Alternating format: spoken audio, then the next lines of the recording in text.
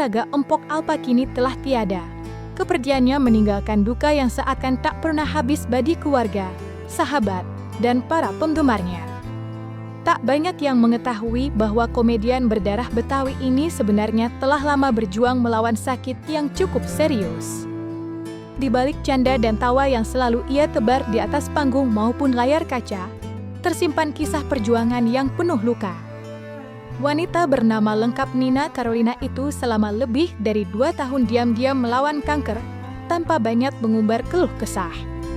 Ia memilih tetap menghibur dan membuat orang lain tertawa, meski dirinya sendiri tengah menahan rasa sakit yang menggerogoti tubuhnya. Yang membuat kisah ini semakin pilu, saat pertama kali didiagnosis menderita kanker payudara, Empok Alpa ternyata tengah mengandung buah hatinya dalam usia kehamilan 4 bulan. Dalam situasi sulit itu, ia harus menghadapi dilema besar yakni mempertahankan kehamilan atau menjalani pengobatan agresif yang bisa membahayakan janin.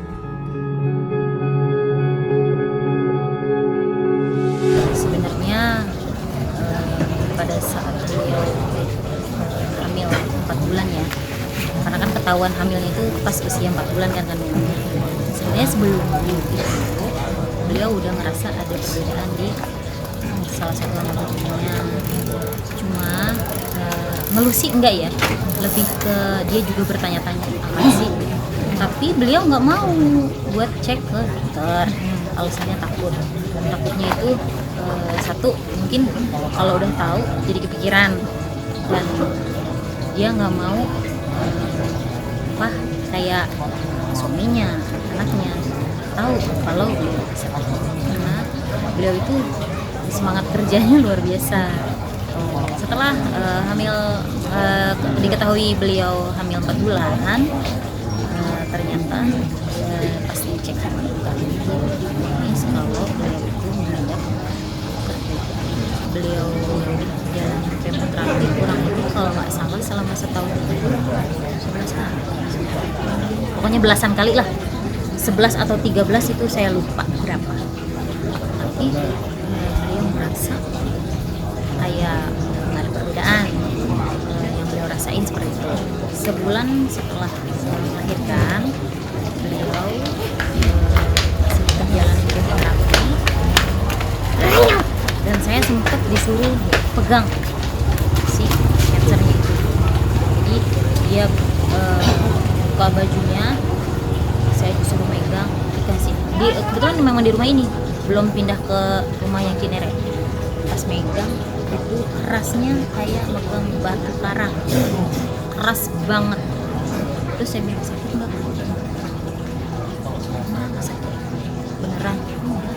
Kalau sakit mah gua nggak tiga sakit. Enggak, ini nggak sakit. Terus gimana ke depan? Pokoknya kata dokter. Jadi dokter itu berusaha untuk mengecilkan si cancernya dulu, baru nanti ada tindakan pengangkatan. Kan?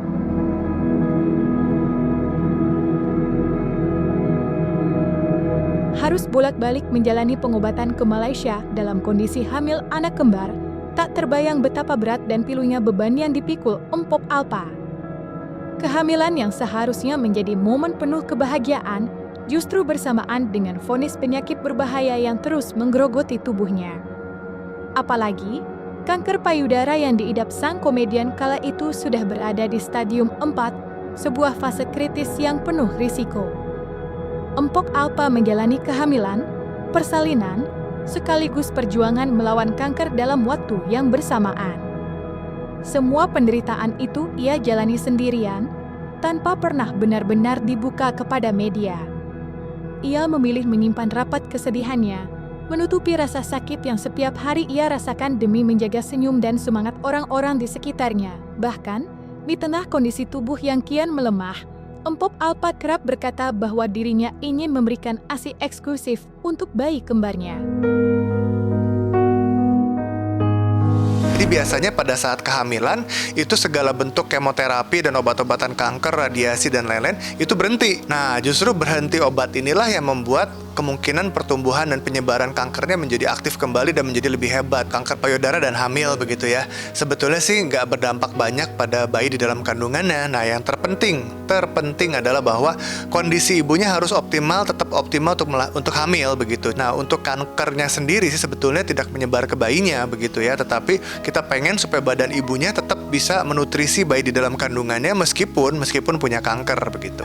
Karena kondisi Empok pada saat itu hamil, jadi dokter nih mensiasati gimana caranya si obat kemoterapi itu nggak mempengaruhi janin. Makanya mungkin dari segi dosis dikurangin, atau yang harusnya obatnya ini jadi yang ini gitu.